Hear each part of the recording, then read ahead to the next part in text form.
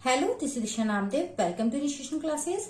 आज यहाँ इस वीडियो में हम क्लास 10th मैथमेटिक्स के चैप्टर नंबर 10 सर्कल्स यानी कि वृत्त की एक्सरसाइज 10.1 को स्टार्ट करेंगे। यहाँ इस वीडियो में हम कंप्लीट 10.1 को सॉल्व करेंगे। आप यहाँ देख सकते हैं question number first is how many tangents can a circle have, यानी कि किसी एक सर्कल के कितने टेंजेंट्स यानी कि कितनी स्पर्श रेखाएं हो सकती हैं, ये हमसे पूछा गया है।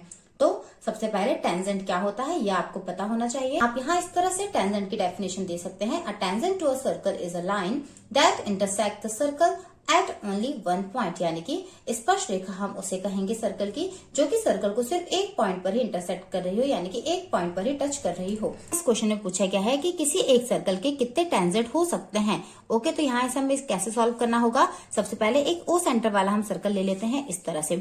ओके, अब हम इसके टेंजेंट ड्रॉ करके देखते हैं। तो जैसे यहाँ से यदि हमने टेंजेंट बनाया तो यहाँ पर इस पॉइंट पर टच करेगा। ऐसे यहाँ से हम बना सकते हैं एक पॉइंट को टच करते हुए, ऐसे यहाँ से बना सकते हैं। ऐसे इनफाइनाइट टेंजेंट्स हम ड्रॉ कर सकते हैं। ओके, यहाँ ईच पॉइंट पर क्या हो सकता है, टच करता हुआ एक लाइन जा सकता है, यानी कि हम ऐसा बोल सकते हैं किसी भी एक सर्कल के टेंजेंट्स कितने हो सकते हैं, इनफाइनाइट हो सकते हैं। ओके, जबकि यदि इस तरह से कंडीशन दे दी जाए कि पॉइंट पहले से बता दिया जाए कि सर्कल के ऊपर पॉइंट है, तो फिर हम कितने टेंजेंट ड्रॉ कर सकते हैं, ओनली वन टेंजेंट इस पॉइंट से होता हुआ ड्रॉ कर सकते हैं। जबकि ऐसा पूछ लिया जाए कि आउटसाइड ऑफ द सर्कल कोई एक पॉइंट है तो फिर उससे कितने टेंजेंट पॉसिबल है, तो उससे फिर 2 टेंजेंट पॉसिबल है। तो इस तरह से जो कंडीशंस बनती है इन्हें भी हमने इंट्रोडक्शन वीडियो में डिस्कस किया था, आप वहां पर से भी इन्हें समझ सकते हैं। तो क्वेश्चन नंबर फर्स्ट हमारे पास क्या था, how many tangents can circle have. तो आपका आंसर क्या हो जाएगा, a circle can have infinite tangents, यानी कि एक सर्कल के पास अनेक टेंजेंट्स हो सकते हैं, यानी कि अनेक स्पर्श रेखाएं हो सकती हैं।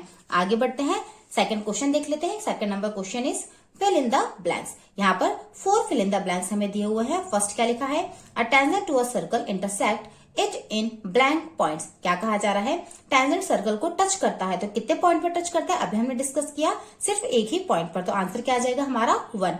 सेकंड है, a line intersecting a circle in 2 points is called a, यानी कि एक ऐसा लाइन जो कि सर्कल को 2 पॉइंट्स पर टच करता है तो उसे हम क्या कहते हैं। तो हमारा आंसर क्या हो जाएगा, सेकंड कहते हैं। यहाँ पर मैं आपको एक्सप्लेन कर देती हूँ। जैसे इस तरह से सर्कल हमारे पास बने हुए हैं। ओके, ओ सेंटर वाले यहाँ पे सर्कल हमारे पास में है। क्लियर है। अब इस सर्कल के रिस्पेक्ट में हम यहाँ पर कुछ लाइन्स ड्रॉ कर रहे हैं। तो जैसे यदि टच ना करते हुए, यानी कि कोई ऐसी लाइन चला जाए जो कि सर्कल को टच ही नहीं कर रही है किसी भी पॉइंट पर, तो इसको हम क्या कह देंगे, नॉन इंटरसेक्टिंग लाइन, यानी कि अप्रतिच्छेदी रेखा।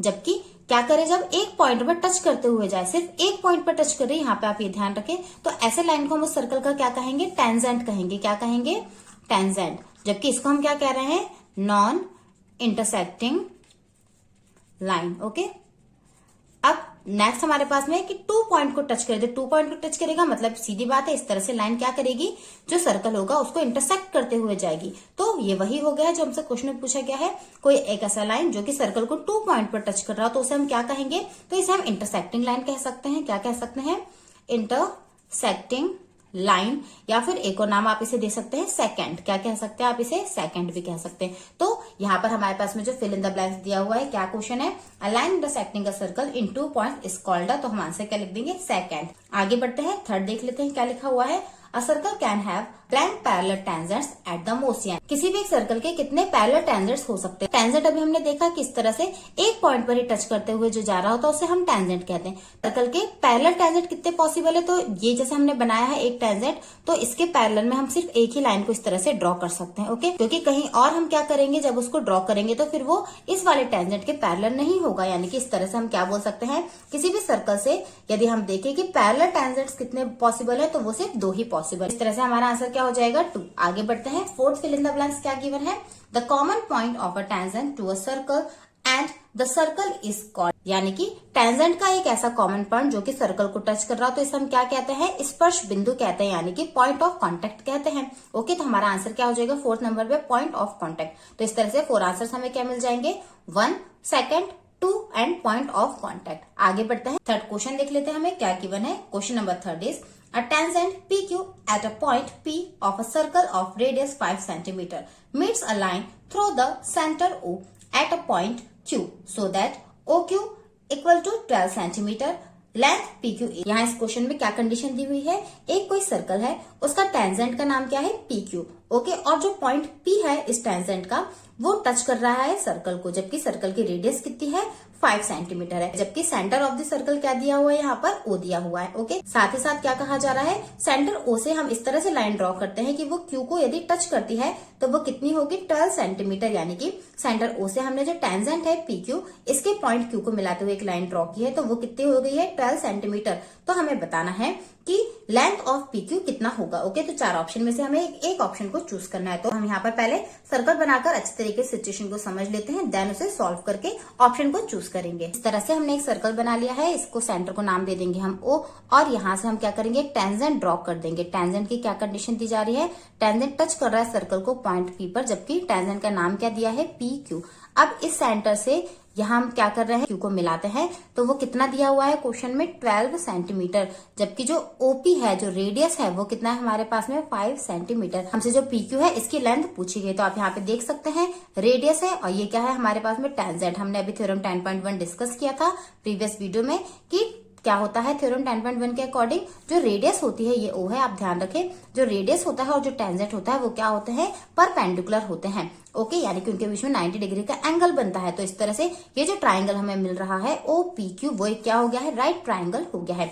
ओके, और जो 90 डिग्री है उसका अपोजिट वाला क्या हो जाएगा हाइपोटेनियस। तो यहाँ पर हम पाइथागोरस थ्योरम को अप्लाई कर सकते हैं। हाइपोटेनियस का स्क्वायर इक्वल हो जाएगा किसके OP square plus PQ square. तो पाइथागोरस थ्योरम की हेल्प से हम यहाँ पर PQ की लेंथ निकाल सकते हैं। आप यहाँ पर इस तरह से अरेंज कर दीजिए इसे। यानी हमने यहाँ पे क्या लिख दिया है, कोई एक पॉइंट ओके टेंजेंट का कोई एक पॉइंट उसी टच पॉइंट से यानी कि उसी पॉइंट ऑफ द कॉन्टेक्ट से यानी कि स्पर्श बिंदु से हम जब क्या करते हैं रेडियस ड्रॉ करते हैं तो वो रेडियस क्या होती है PQ के ऊपर परपेंडिकुलर होती है, या फिर हम ऐसा भी कह सकते हैं जो टेंजेंट होता है वो रेडियस के ऊपर क्या होता है परपेंडिकुलर होता है।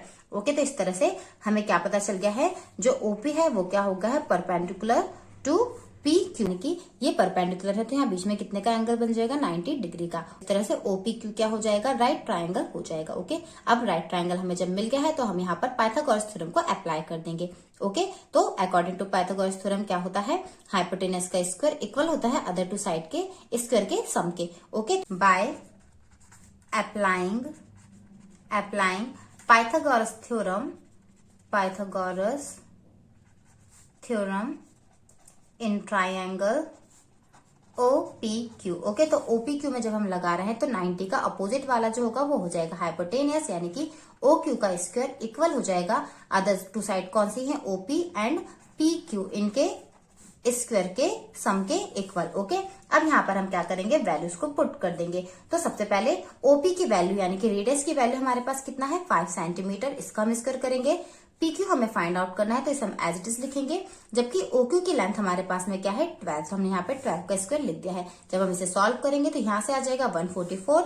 ओके, आपको एटलीस्ट 20 तक के जो स्क्वायर्स हैं वो लर्न होने चाहिए। ओके, ताकि एग्जाम में ज्यादा टाइम कंज्यूम ना हो। तो 12 का स्क्वायर 144, 5 का स्क्वायर करेंगे तो 25, जबकि PQ स्क्वायर को हम एज इट इज लिख देंगे। आगे इसे जब हम सॉल्व करेंगे तो 25 का साइड चेंज करेंगे, वो प्लस में है तो माइनस में चला जाएगा। माइनस जब हम करेंगे तो यहाँ पर हमें कितना मिल जाएगा 119 मिल जाएगा। ओके, अब 119 जो है वो किसी का भी स्क्वायर नहीं होता है, तो यहाँ का स्क्वायर हम साइड चेंज करेंगे तो वो अंडर रूट बन जाएगा, यानी कि PQ इक्वल टू मिल जाएगा under root 119। Okay, unit centimetre थी तो हम यहाँ पर क्या लिख देंगे सेंटीमीटर। तो इस तरह से करेक्ट आंसर हमारे पास में क्या आ गया है ऑप्शन नंबर D। ओके, तो आप इस तरह से लिख देंगे hence the correct answer is क्या हो जाएगा हमारे पास में option number D। I hope आपको समझ में आया होगा कैसे सॉल्व करना है। नेक्स्ट क्वेश्चन की तरफ बढ़ते हैं। इस एक ही वीडियो में हम पूरी एक्सरसाइज को सॉल्व करेंगे, तो आप वीडियो में लास्ट तक जुड़े रहें, और यदि आपने अब तक चैनल को सब्सक्राइब नहीं किया तो प्लीज सब्सक्राइब भी करें। देखते हैं question number 4 draw a line and 2 lines parallel to a given line such that one is a tangent and the other a second to the circle. यहाँ क्वेश्चन में क्या कहा जा रहा है हमसे, हमें क्या करना है, कोई एक सर्कल है, उस सर्कल के लिए टेंजेंट भी ड्रॉ करना है और उस सर्कल के लिए हमें क्या करना है एक सेकंड यानी कि प्रतिच्छेदी रेखा भी ड्रॉ करना है। ओके, यानी यहाँ इस क्वेश्चन में हमसे क्या कहा जा रहा है, कोई एक सर्कल है और उस सर्कल के पास में एक लाइन ड्रॉ है, उस लाइन के पैरेलल हमें 2 लाइंस इस तरह से ड्रॉ करनी है कि एक क्या बन जाए उसकी टेंजेंट और एक क्या बन जाए उस सर्कल की सेकंड, यानी कि एक स्पर्श रेखा और एक छेदक रेखा यानी कि इंटरसेक्टिंग लाइन हमें ड्रॉ करना है। तो सबसे पहले हम यहाँ पर एक सर्कल ड्रॉ कर लेते हैं और एक लाइन हम बना लेते हैं, कहीं पर भी सर्कल के अराउंड। ओके, तो क्वेश्चन में हमसे क्या कहा जा रहा है, कोई एक सर्कल है, उस सर्कल के हमें 2 लाइंस पैरेलल इस तरह से ड्रॉ करना है कि वो एक टेंजेंट हो और एक क्या हो, सेकेंट, यानी कि एक स्पर्श रेखा हो और एक क्या हो, छेदक रेखा, यानी कि इंटरसेक्टिंग लाइन हो। तो मान लीजिए इस तरह से हमारे पास में क्या है, एक कोई लाइन पहले से गिवन है, आप इस लाइन को चाहे तो लें और चाहे तो ना भी लें। ओके, इस तरह से एक लाइन है। अब हमें 2 लाइंस ड्रॉ करनी है पैरेलल, तो एक हम यहाँ पर पहले क्या बना लेते हैं, टेंजेंट बना लेते हैं, जो कि कहाँ टच कर रहा होगा, सर्कल को सिर्फ एक ही पॉइंट पर टच कर रहा होगा। जबकि एक पैरेलल लाइन और ड्रॉ कर लीजिए आप इसके। ओके, तो जब हम पैरेलल ड्रॉ करेंगे तो ये एक पॉइंट पर टच कर रहा है, तो ये तो क्या हो जाएगा, टेंजेंट ऑफ अ सर्कल हो जाएगा। जबकि ये जो है 2 पॉइंट पर टच करता हुआ, इंटरसेक्ट करता हुआ निकल रहा है, तो ये हो जाएगा छेदक रेखा, यानी कि इंटरसेक्टिंग लाइन। ओके, जिसको हम क्या कहेंगे, सेकंड कहेंगे। तो आप यहाँ पर नाम दे दीजिए। सेंटर हो गया है हमारे पास में O। ये जो AB हमने बना दिया है, AB क्या हो गया है हमारे पास में, इस तरह से नाम लिख दीजिए, सेकंड। ये क्या बन गया है हमारे पास में, सेकंड। जबकि इसको नाम दे दीजिए CD, और CD क्या बन गया है हमारे पास में, टेंजेंट। ओके, इसको हमने क्या लिख दिया है, टेंजेंट। इस तरह से आप इसको बना सकते हैं। आप रूलर की हेल्प से बिल्कुल पैरेलल लाइंस बनाइए। यहाँ पर आप इस तरह से स्टेटमेंट भी लिख सकते हैं, it can be observe that AB and CD are 2 parallel lines. आप यहाँ पर देख सकते हैं AB और CD क्या हो गई है, पैरेलल लाइंस हो गई हैं।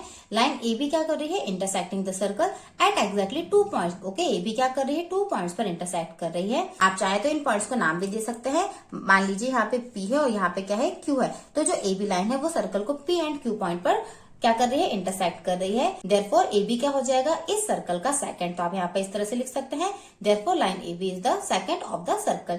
जबकि यहाँ पर आप देखेंगे जो CD है वो क्या कर रही है, एक ही पॉइंट पर टच कर रही है, यानी कि since the CD is intersecting the circle at exactly 1 point. Okay, आप इस 1 पॉइंट को भी नाम दीजिए, यहाँ पे P लिखा है, Q यहाँ पर नाम दे दीजिए R। ओके, तो इंटरसेक्ट करे सिर्फ ओनली 1 पॉइंट पर, यानी कि लाइन CD क्या हो जाएगा, tangent to the circle. Okay, इस तरह से काफी इजी क्वेश्चन था, ये सिर्फ अंडरस्टैंडिंग के लिए है।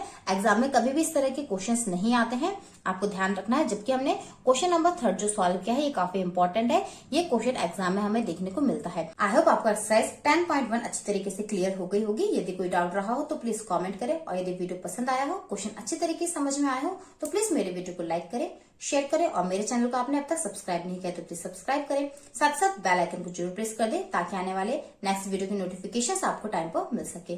Thank you.